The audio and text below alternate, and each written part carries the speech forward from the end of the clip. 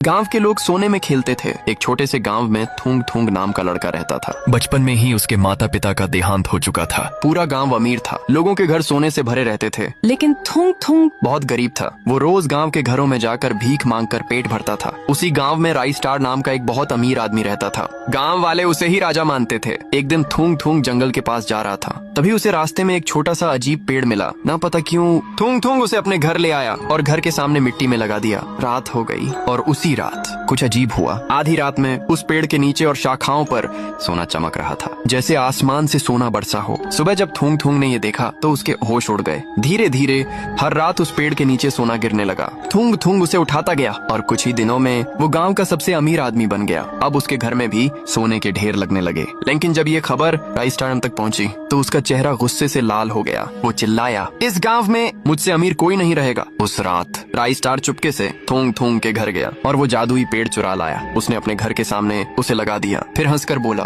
अब मुझे इस गांव का नहीं, पूरी दुनिया का सबसे अमीर आदमी बना दो। रात हुई, पेड़ चमकने लगा। राई स्टार खुशी से सोने का इंतजार करने लगा, लेकिन अचानक पेड़ की जड़ें जमीन से निकलने लगी और अगले ही पल पेड़ से सोने की जगह काले सांप गिरने लगे। सैकड़ों हजारों सांप पूरे घर में फैल गए। राई स्टार डर के मारे चिल्लाया, बचाओ! लेकिन तब तक देर हो चुकी थी। सुबह जब गांव वाले पहुंचे तो राई स्टार का घर खाली था। ना सोना, ना राई स्टार, सिर्फ वही रहस्य